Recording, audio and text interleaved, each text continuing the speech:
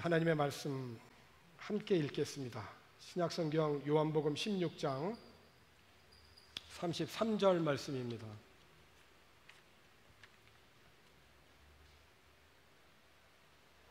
함께 읽읍시다. 이것을 너희에게 이르는 것은 너희로 내 안에서 평안을 누리게 하려 함이라. 세상에서는 너희가 환난을 당하나 담대하라. 내가 세상을 이겼노라. 아멘. 1964년 한 남자가 46세에 종신형을 선고받습니다. 나라의 격리 정책을 철폐하라는 시위를 하다가 이제 붙잡힌 그는 악명 높은 그 루벤섬 감옥에 투옥이 됩니다. 투옥 기간 동안에도 가족들은 모진 박해를 받고 뿔뿔이 흩어져 살았습니다. 독방에 갇힌 지 4년이 되었을 때는 어머니가 죽습니다. 그 이듬해에는 큰 아들마저 자동차 사고로 목숨을 잃습니다. 너무나 보고 싶은 그런 얼굴이었지만은 그는 장례식에 참석할 수가 없었죠. 독방에서는 다리를 뻗을 수 없었고 찌그러진 양동이 하나가 변기였다고 하죠. 악취가 심한 감옥 안에서의 그 면회와 편지는 6개월에 한 번 정도였고 간수들은 걸핏하면 폭력을 가했다고 합니다.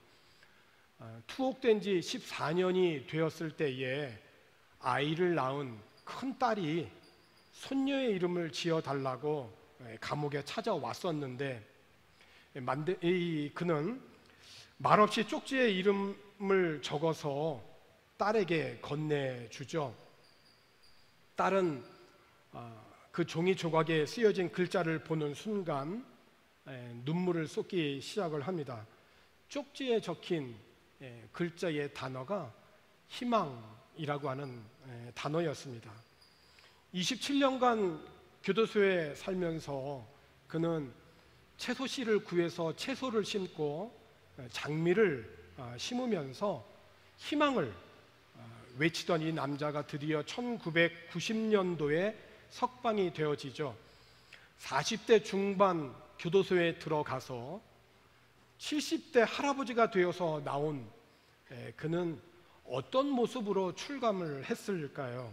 악명 높은 감옥에서 정말 억울하게 감옥 생활을 하다가 27년을 지냈으니 분노와 화로 암에 걸리지는 않았을까?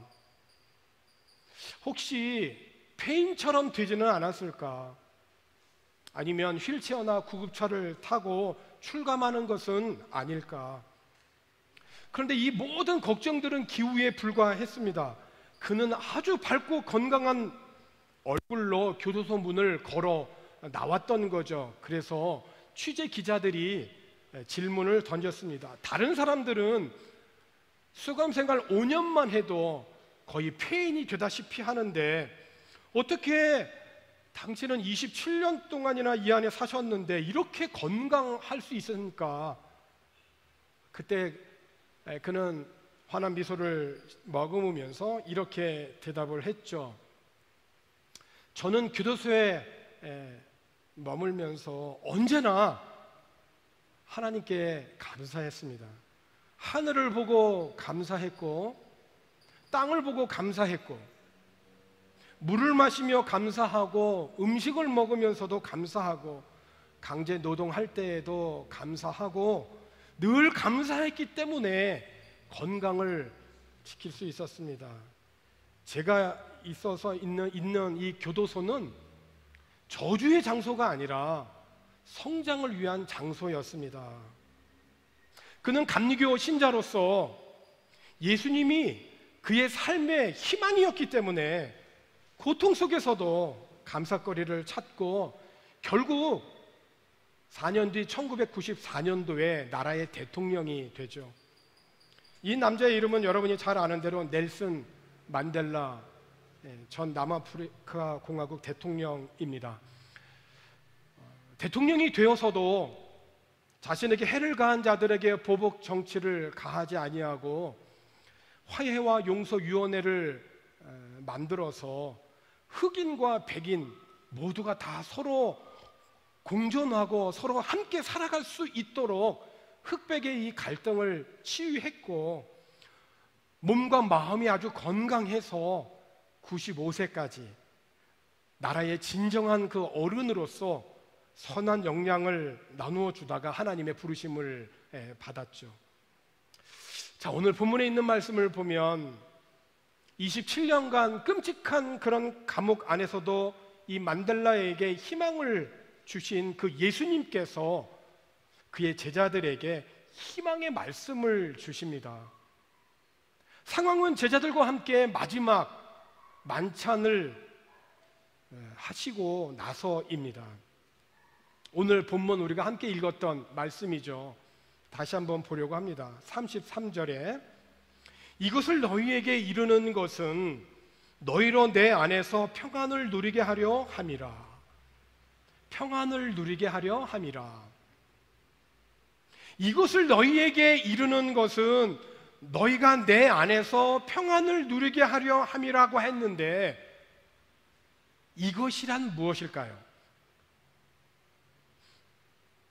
오늘 본문이 요한복음 16장 끝절인데, 예수님이 말씀하신 이것이라고 하는 것은 최후의 만찬 때 예수님께서 제자들의 발을 씻기시면서 최후의 만찬을 하셨던 요한복음 13장에서부터 쭉 진행되어 요한복음 16장 오늘 본문에 이르는 그 모든 예수님이 하신 말씀입니다.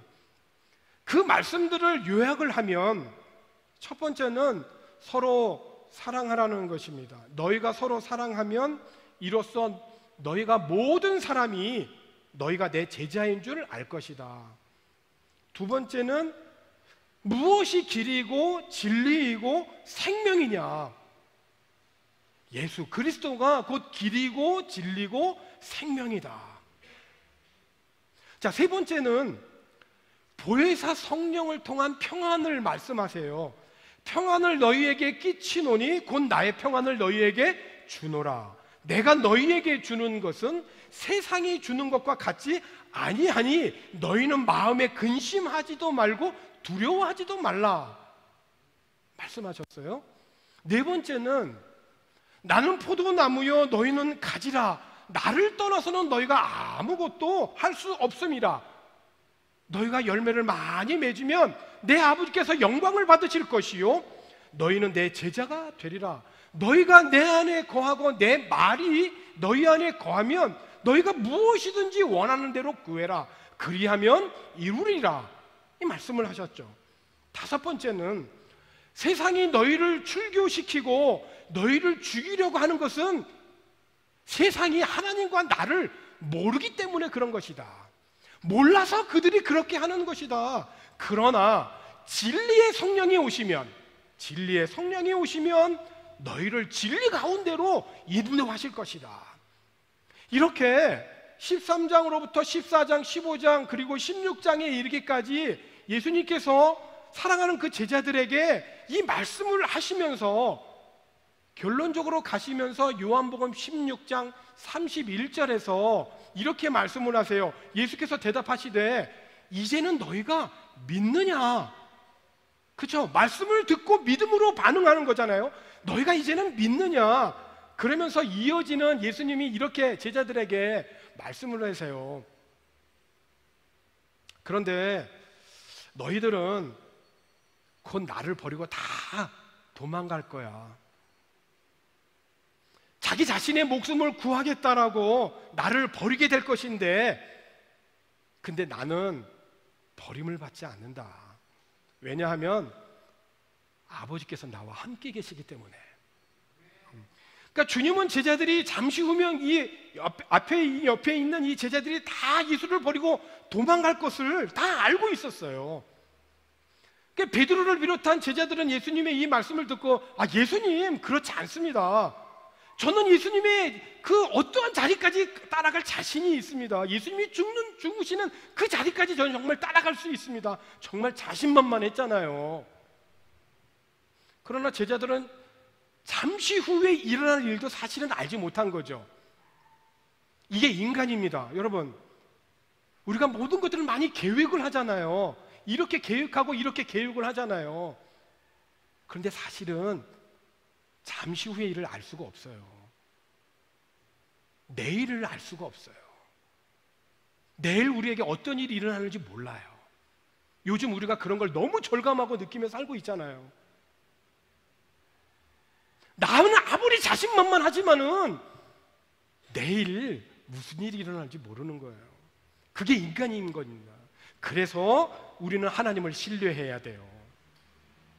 잠시 후면 제자들은 다 도망갈 것이고 모진 십자가의 고통과 그리고 무엇보다도 하나님의 침묵이 계속해서 흘러갈 것인데 예수님은 그 상황 속에서도 흔들리지 않았다는 거예요. 평안하셨다는 겁니다. 왜 그렇습니까? 하나님이 함께 하신다라고 하는 믿음이 있으니까. 여기에 우리들의 희망이 있는 거예요. 예수님이 이렇게 세상을 이기셨기 때문에 우리들의 삶에 희망이 있는 겁니다. 그러니까 예수님은 결코 혼자가 아님을 알고 계셨어요. 그러므로 여러분, 세상 모든 사람들이 다 나를 떠나도 마지막에 나를 붙들어 줄 분은 예수님이세요.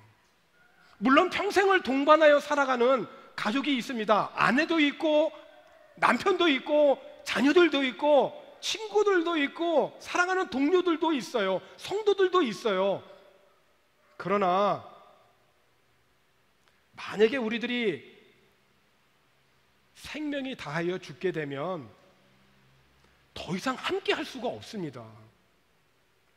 평생을 함께 할 것 같지만 사람의 목숨이 끊어지면 더 이상 함께 할 수가 없어요. 같은 방을 이제 쓸 수가 없습니다.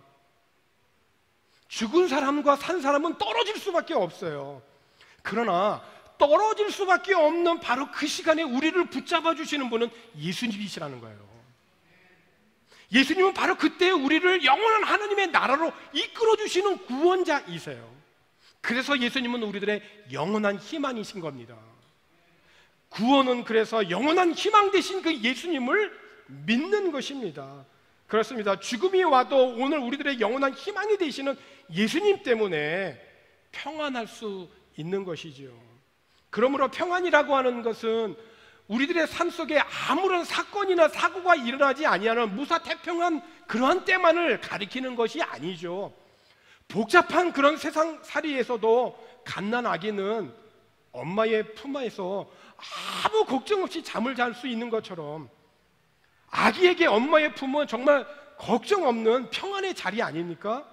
일찍이 다윗도 시편 23편 4절에 있는 말씀에서 이렇게 고백을 했죠. 내가 사망의 음침한 골짜기로 다닐지라도, 지금 죽음의 골짜기에 있다는 것이에요. 그런데 해를 두려워하지 아니할 것은 주께서 나와 함께 하심이라. 이 믿음이 있었던 거예요. 하나님께서 오늘 우리들에게 희망이라는 거예요. 그래서 주의 지팡이와 막대기가 나를 안위하시나이다. 다윗은 죽음의 골짜기를 지날지라도 두려울 것이 없으니 주께서 나와 함께 걸으시기 때문이라고 이 희망을 선포했어요. 보이는 눈앞의 현실은 죽음의 골짜기였는데 다윗은 자신을 구원하고 인도하고 지켜주실 희망의 그 하나님을 선택한 것입니다. 할아버지가 손자를 가르치고 있어요. 할아버지가 이렇게 손자에게 얘기합니다. 마음속에는 늘 싸움이 일어난다. 끔찍한 싸움이지만 마치 두 마리의 늑대가 싸우는 것과도 같다. 하나는 악마 같은데 분노, 질투, 슬픔, 탐욕, 교만, 분개, 이 열등감, 이런 것을 갖게 하는 늑대란다. 다른 한 늑대는 선한 놈이지. 이 늑대는 기쁨, 평화, 사랑, 희망, 친절, 겸손함, 정직, 신뢰함을 나타낸단다. 그런데 이 같은 싸움이 너희 안에서도 일어나고 모든 세상 사람들 가운데서 다 일어나는 일이야. 그 말을 듣고 있던 이 손자가 대답을 합니다. 질문을 하죠. 할아버지, 그럼 어떤 늑대가 이겨요?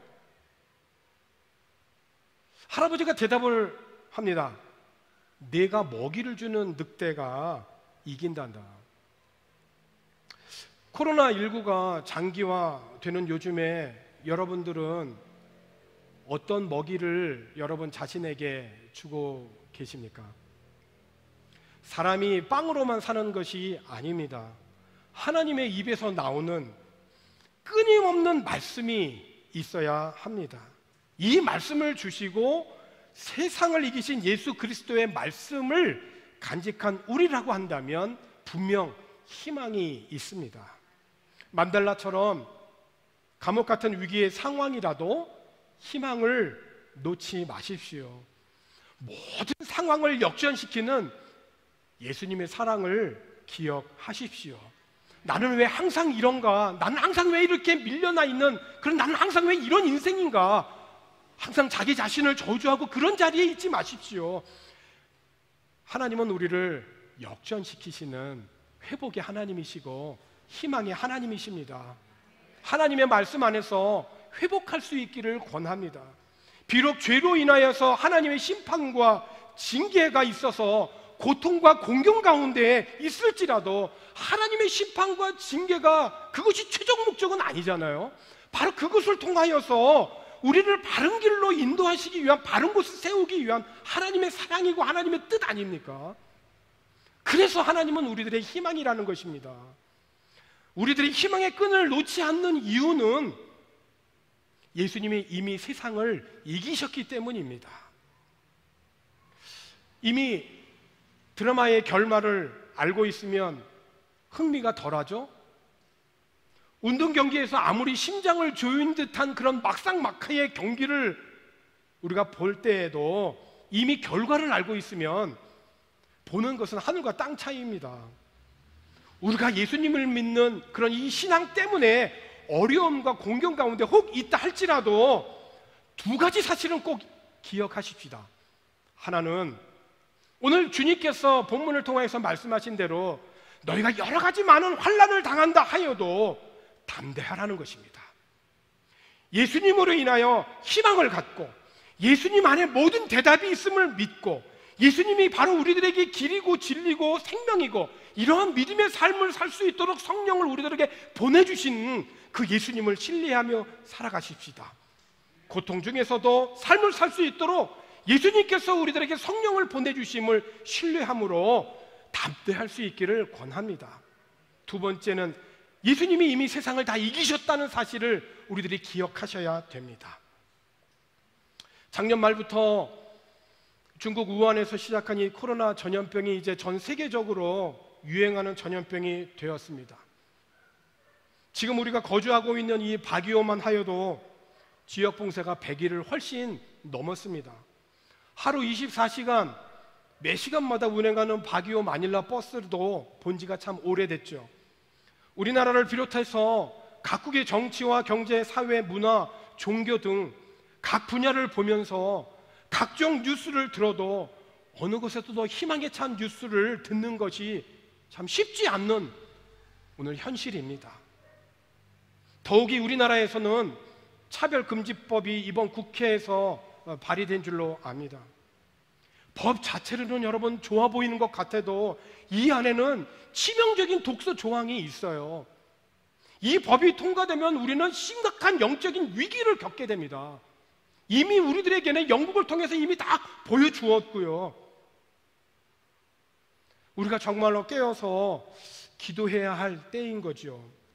이제 우리들이 살고 있는 곳에서부터 예수님으로 인한 희망의 불씨를 저와 여러분이 살려내야 되겠습니다.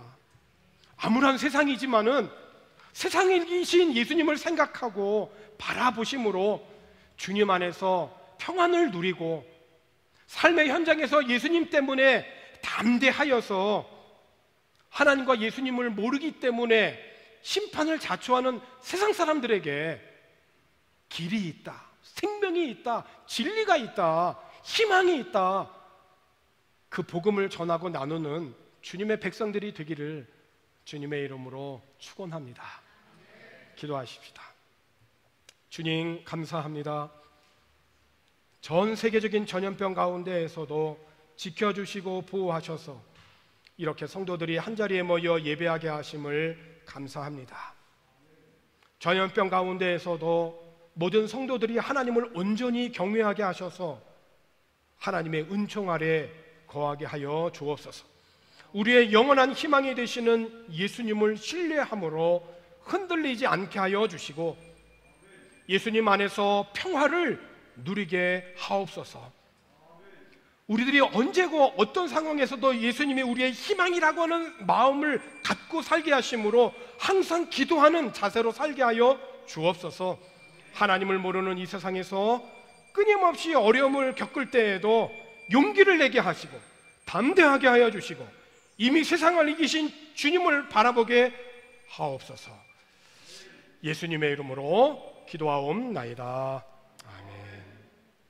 다 함께 찬송 484장 찬송하고 하나님 앞에 봉헌하겠습니다.